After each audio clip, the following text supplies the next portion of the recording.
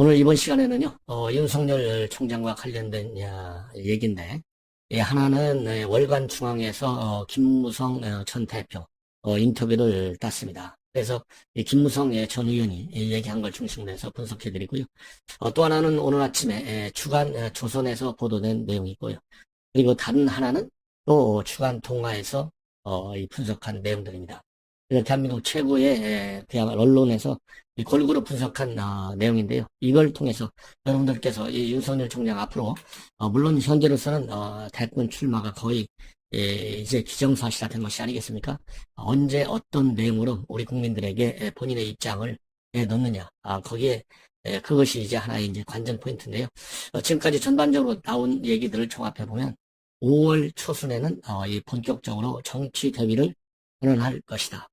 이것이 거의 기정사실처럼 나와 있고, 그 다음에 국민의힘에 이제 언제 입당을 할 것이냐, 아니면 별도의 제3지대에서 활동을 할 것이냐, 이것이 이제 중요한 관전 포인트인 것 같습니다. 근데 대체적으로 나오는 걸 보면 김종인 대표만 거의 금태섭하고 국민의힘에 들어가서는 망하니까 제3지대에서 뛰어라 이렇게 얘기를 하고 있고요. 대부분 이 원로 이 보수 계층의 정치인들은 그래서는 절대 아니 된다. 따라서 국민의힘에 가능한 빨리 입당을 해서 제대로 뛰어야 된다. 그래야 특히 여권의 네거티브 공세, 그리고 이 대선과 관련된 선거 비용을 그나마 좀 쉽게 마련할 수 있지 않겠느냐. 그런 점에서 지금 시간이 없다. 빨리 들어와라.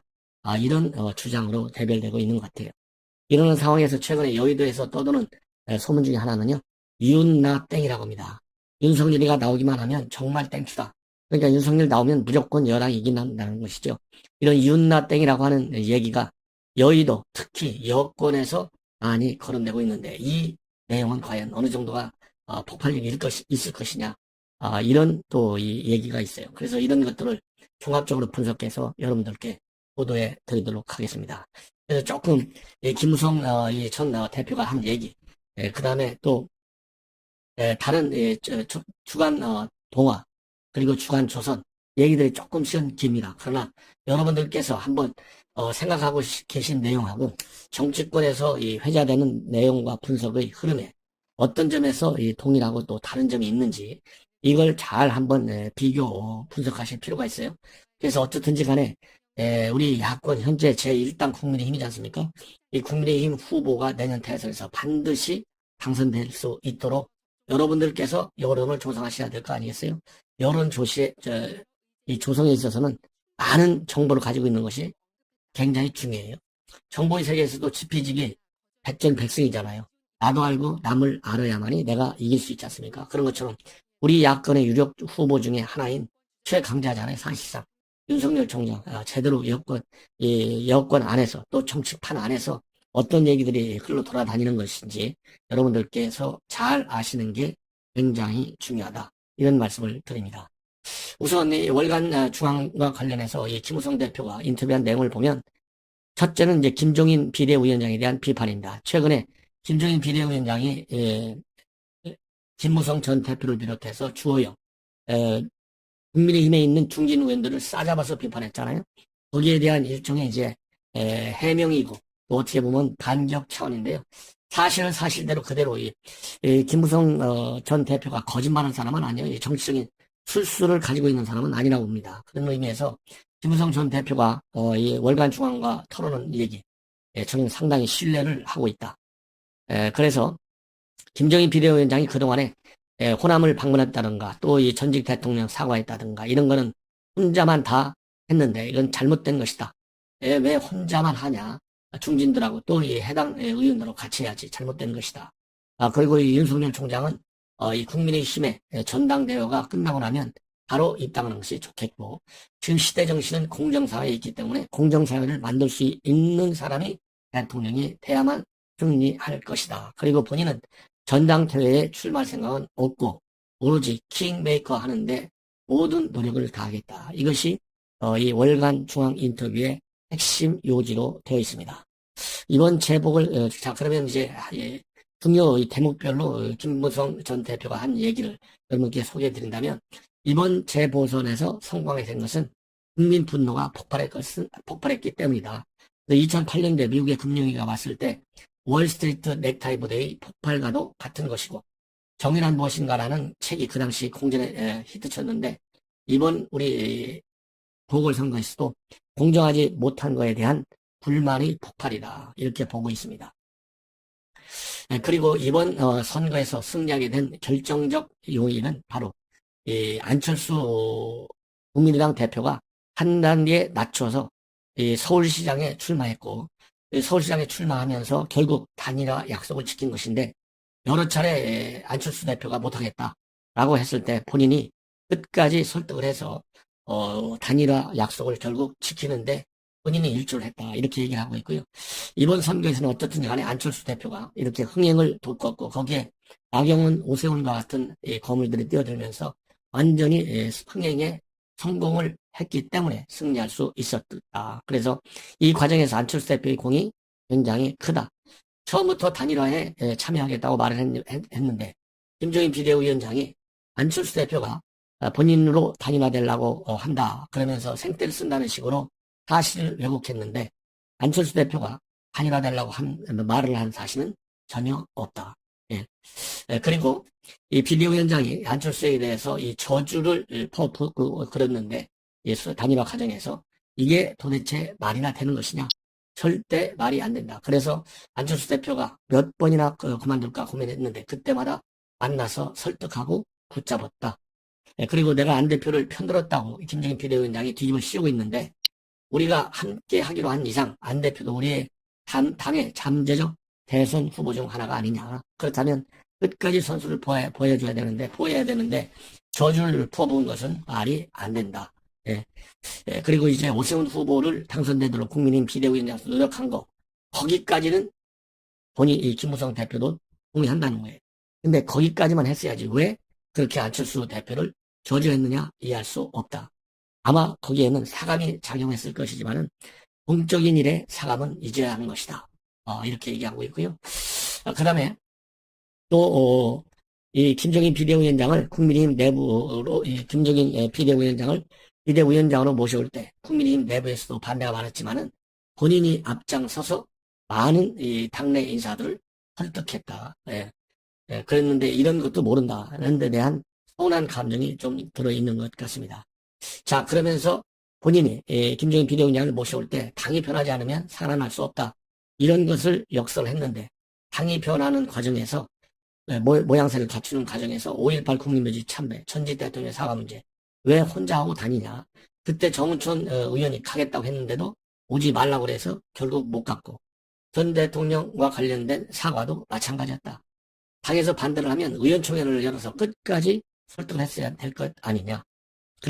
그러면서 지금 김종인 비대위원장은 오로지 윤석열 총장한테 가서 줄을 서려고 하는데 아마 모든 노력을 다할 것이다. 그리고 국민의 당과의 안철수 당과의 통합은 무조건 빨리 해야 한다. 왜냐하면 지금 현재 안 대표가 내건 통합 조건은 지분 요구가 아니고 국민의힘으로는 안 되니까 중도로 외연을 확장하고 그리고 확장하면서 변해야 한다는 것이 안철수 대표의 주장이다. 본인도 그렇게 생각하고 주호영 대표도 그렇게 생각한다. 그렇기 때문에 빨리 통합을 해야 한다. 그리고 이 대선을 앞둔 상황에서 제1야당 대표가 갖춰야 할 덕목은 정권 교체에 있다. 그래서 탄핵하든 아니든 간에 모두가 대화해를 해야 한다. 그리고 윤석열 총장은 국민 입장에서 본다면 쇼크로 보이지만은 일단 현재의 시대 정신이 공정사회를 만드는 거 아니겠느냐. 그렇다고 본다면 윤석열 총장 이제는 국민들 앞에 이런 이유로 정치를 시작하겠습니다 라고 말을 할 수 있어야 하고, 너무 늦으면 안 된다. 그래서 우리 당 전당대회가 끝나고 나오는 게 순리라고 본다. 그리고 차기 대권 주자의 자격과 관련해서는요, 첫째가 문재인 정권이 헌법 정신을 위반해 가면서까지 만든 여러 가지 정책을 바로 잡을 수 있어야 합니다. 둘째, 시대 정신은 공정사회 추구고 공정사회를 만들 수 있는 사람이 대통령이 돼야 한다. 셋째, 지금의 사회주의식 경제정책을 빨리 전할 수 있는 마인드를 가진 사람이 되어야 한다. 현 정권은 시장 경제의 틀을 벗어난 규제를 너무 많이 만들었고, 국회 입법의 90%가 규제 법안인데 사업하는 사람들을 옴짝달싹하지 못하게 묶어놨다. 전적으로 옳은 얘기입니다. 그리고 국민의힘 내에서도 대선 승리 가능성이 있다고 보느냐? 한때 안철수 현상이 대세인 것처럼 오늘은 윤석열 현상이 대세다. 그래서 앞으로 이제 경선 과정에 뛰어들면 올라갈 사람 우열이 결국은 가려질 수밖에 없을 것이다. 그리고 여권에서는 이재명 지사 당연히 그대로 갈 것이다. 그러면서 이낙연 대표는 어렵다고 본다. 그런데 이재명 지사는 갈수록 현 정권과는 차별화 정책을 쓸 것이고 이 국민에게 인기가 없는 문재인 주류 세력과는 차별하지만 안 되기 때문에 차별하고 그러면서 결국 분열로 갈 수밖에 없다. 예. 그래서 이재명 지사와 친문과의 동행은 어렵다고 생각한다. 이렇게 보고 있습니다. 그리고 자기 대선에서 이번 서울시장 선거와 마찬가지로 중도의 힘이 굉장히 큰 영향을 줄 것이다.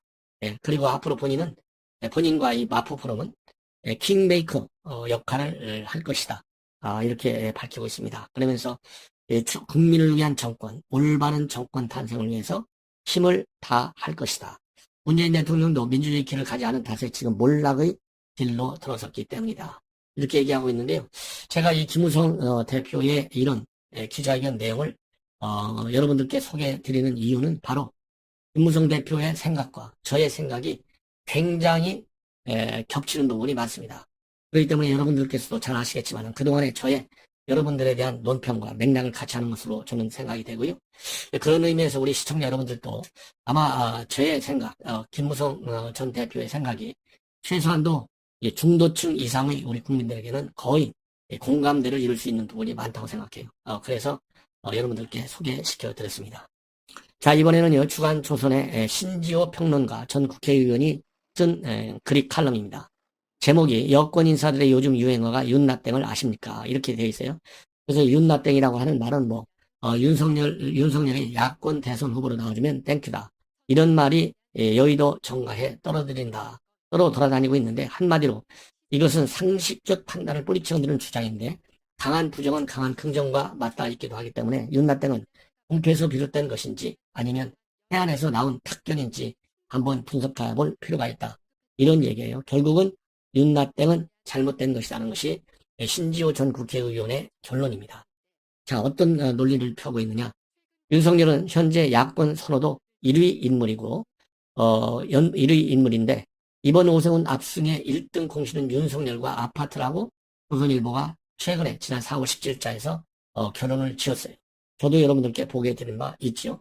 자, 그러면 윤석열 총장 지금 정치권에 입문도 안 했는데 이 정도 파괴력이라면 여권은 당연히 출마를 경계해야 되는데 그리고 더군다나 윤석열 지금 공정이 트레이드 마크로 되어 있는데 2030 젊은 세계에게도 상당히 호소력이 있는 거 아니겠습니까? 그렇다 본다면 중도 확장성이 큰다.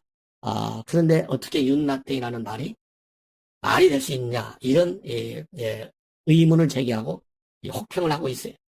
윤나땡이라고 하는 것은 정말 이 노영민 비서실장 얘기를 들어보면 답을 알 수 있다는 거예요. 왜냐하면 노영민 비서실장이 지난 3월 30일 날 이 라디오에 출연해가지고 본인이 뜻이든 아니든 주변 여건 때문이든 간에 대선 출마 그런 일은 없을 것이다. 이런 얘기를 했는데 이 얘기는 하나는 희망사항이기도 하지만 하나는 이 여건상 출마할 수 없는 경우고 다른 하나는 출마를 하고 개인적 사정 때문에 출마할 수 없다. 이 두 가지가 해석될 수 있는데 이 신지호 의원의 경우에는 여건상 출마할 수 없다는 쪽으로 노영민이가 얘기한 것 같다. 그러나 그럼 주변 여건이라는 게 뭐냐? 장모안의 처가 문제인데 지금 이런 것과 관련해서 윤석열 총장과 관련된 처가의 충격적 실상이 옐로페이퍼, 찌라시를 통해서 많이 나오고 있다는 거예요. 그러면서 장모가 온갖 부정한 방법으로 재산을 축적했고 그 과정에서 검찰 수사를 피하기 위해서 딸을 방편으로 썼다는 것이 이 충격적 실상의 요체라고 합니다. 그러면서 처가의 구린 과거 때문에 대선에 나오고 싶어도 못 나온다. 이것이 핵심인데 라고 하는데요. 그러면서 이렇게 되면 출마는 일이 없을 것이다라는 노영민의 분석. 윤나땡은 결국은 동전의 양면과 같다는 겁니다. 그러면 이게 과연 말이나 되느냐 이거죠. 가족 사이 흠결이 많은 윤석열이가 사리 분별을 못하고 대선판에 뛰어든다면 간단히 제압할 수 있기 때문에 땡큐라는 그런 가설이 성립한다는 것인데 일부 여권 인사의 경우에는 심지어 윤석열 때리기를 야권 경선 과정에서는 자제하고 있다가 후보로 확정된 후에 집중적으로 공격할 것이다 라는 전략까지 나오고 있다고 합니다. 그러면 이 실현 가능성이 어느 정도나 되느냐? 윤나땡 정말로 믿는 경우와 그리고 윤나땡이 맞다라고 믿는 경우, 그리고 아니면은 윤석열 길을 꺾기 위해서 뻥카로 쓰는 경우, 이 두 가지인데 어느 쪽이든 결과는 별반 차이가 없을 것이다 이렇게 예측을 하고 있어요. 왜냐하면 2007년도 대선에서 민주당 이명박 후보가 되면 필승이다 이렇게 있잖아요. BBK 뭐 이런 거, 그 다음에 이상득과 배도란 형제의 출생 비밀 비밀 이런 걸 가지고 얘기했는데 어디 그렇게 됐냐 이거죠. 이명박 당선됐다. 작동된 것은 2002년 대선에서 김대엽 허위, 이거는 작동이 됐다는 거예요. 그래서 한 방은 헛방으로 끝났고 한 방은 그야말로 그러니까 제대로 작동이 됐다 이렇게 얘기를 하고 있어요. 그리고 작년 4.15 총선 때도 이 MBC와 그 다음에 제보자 지현지 씨와의 검은일착 의혹 이런 걸 만들어서 성공을 한 적이 있다는 겁니다. 그런데 윤석열의 경우에는 늦가기 장가를 갔는데 이렇게 처갓집 문제를 갖고 물고 늘어지면 결국은 뭐냐? 노무현 대통령 한 대로 그럼 사랑하는 아내를 버리란 말입니까? 이 한마디 하면 끝날 수 있다는 겁니다. 그리고 윤석열이 해명해야 할 부분은 결혼한 이후에 발생한 의혹들인데 이것이 결국 추미애가 수사지휘권을 발동했지만은 윤석열 발견된 거 하나도 없다는 거예요. 그리고 원주 별장 성접대 의혹 얘기했지만은 결국은 이것이 허위 보도로 됐다. 그래서 한겨레가 사과까지 한 거 아니냐. 그렇기 때문에 지금까지 윤석열 죽이기 공작은 다 실패했다는 겁니다. 그래서 오히려 윤석열을 맷집을 키워주게 됐고 윤석열 의혹에 대한 대중의 면역력을 강화해주는 그런 이 결과를 났다는 거예요. 그런데도 윤낙땡을 여권 인사들이 설파하고 다니는데 이것은 김어준을 내세워가지고 생태땅, 페레가모, 내곡동 의혹 제기 몰빵하다가 이번 서울시장 선거에서 완전히 패한 이러한 교훈을 벌써 여권이 잊은 것이 아니냐. 그래서 특정 카드의 효력에 대한 집착이 강할수록 유연성과 기동성은 떨어지기 마련이고 윤석열 지지자들은 윤낙땡을 속삭이는 여권 인사들이 그저 고망을 따릅니다. 이렇게 결론을 맺고 있습니다. 자, 굉장히 재미있는 분석인 것 같고요. 아마도 시청자 여러분들 거의 이 신지호 전 의원의 이런 분석에 동의할 것으로 저는 봅니다. 자, 마지막으로요. 이종훈의 정설. 그래서 동아일보에서 매주 한 번씩 쓰고 이 칼럼을 정치돈명가 이종훈 여러분들 많이 아실 겁니다. 정치 경영 컨설팅 대표고 정치학 박사입니다. 이 정규 칼럼을 고정으로 쓰고 있어요. 동아일보에. 이 얘기를 보면 호남 지역을 중심으로 해서 분석합니다. 즉 여러분들 앞에서 말씀드린 대로 김정인 비대위원장이 호남에 얼마나 공을 많이 들였어요. 5.18 문제, 사과 문제 등등, 그 다음에 호남 이 비례대표 이 쿼타 문제 많이 아마도 이 보수당에 들어와가지고 김종인 비대위원장만큼 호남에 공을 든 사람은 없을 것입니다. 그 경위가 어떻게 됐든지 간에. 그러다 보니까 지금 윤석열 총장이 김종인 비대위원장이 지금 윤석열에게 엄청 눈독을 들이고 있잖아요. 오로지 윤석열 데리고 가려고 지금 난리를 치고 있어요. 앞에서 김무성 대표가 얘기했지 않습니까? 김종인 비대위원장은 딱 하나는 국민의힘 내려치기, 윤석열 총장 꿰차기, 딱 이렇게 얘기했는데 여러분들도 동의할 것입니다. 자, 그렇지만은 윤석열 총장 지금까지 보면 이종훈 박사의 의견을 분석을 보면 제3 후보로 인식되어 있고 호남에서도 지금 현재 최근에 지난 4월 16일자 리얼미터를 보면 이낙연과 이재명을 압도하고 있다. 그래서 이재명하고는 41.4 대 4.8, 그 다음에 이낙연하고는 37.5 대 34.5 이렇게 앞서고 있어요.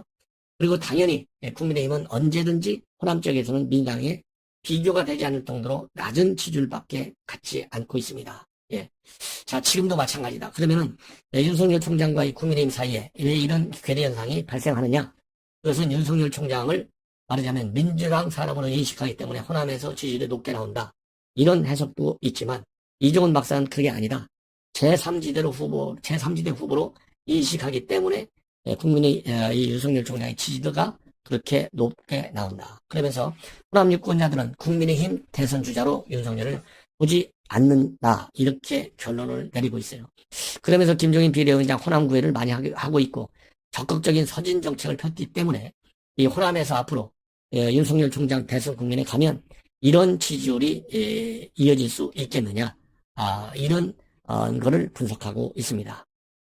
그런데 이 호남 김종인 비대위원장 왜 이렇게 호남에 구애를 하고 있는 건지 호남 유권자들도 판단을 할 것이지만은 판단은 할 것이다. 그렇지만은 이 이종훈 박사가 보기에는 윤석열 총장이 김종인 비대위원장과 손을 잡지 않아도 호남 유권자의 판단, 즉 무슨 판단이냐?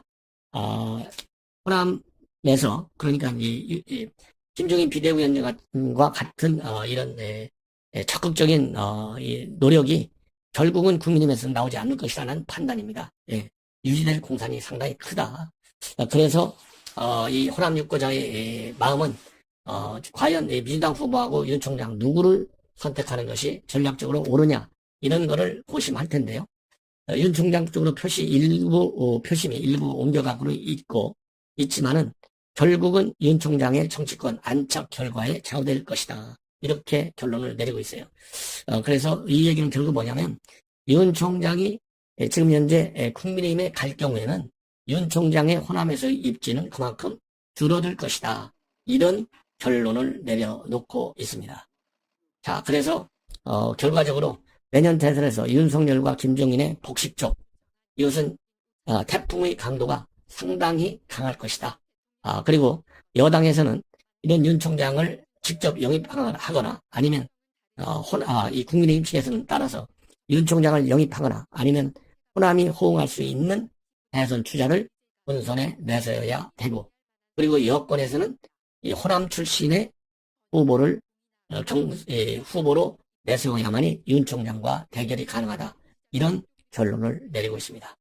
자, 시청자 여러분, 오늘 이 윤석열과 그 다음에 김종인, 그 다음에 김무성, 또 안철수 이런 이 전반적인 흐름을 여러분들께서 한번 잘 정리하십사 하는 측면에서 중요 언론에 나온 보도 내용을 말씀을 드렸습니다. 시청자 여러분, 앞으로도 전학견 안보정론 종종 이런 이 사건 사고 이런 얘기 말고서도 이 큰 이제 내년 대선판이 오기 때문에 이 대선판 해석에 도움이 되는, 그럼으로써 정권 교체를 해야만 하는 논리와 그리고 후보들의 이런 생각을 이해할 수 있는 좋은 이런 자료는 계속해서 보도해 드리도록 할 예정입니다. 따라서 시청자 여러분들께서 이 본래 정세 분석은 또 재미가 없어요. 그렇지만 많은 시청을 해주실 것을 당부드립니다. 대단히 감사합니다.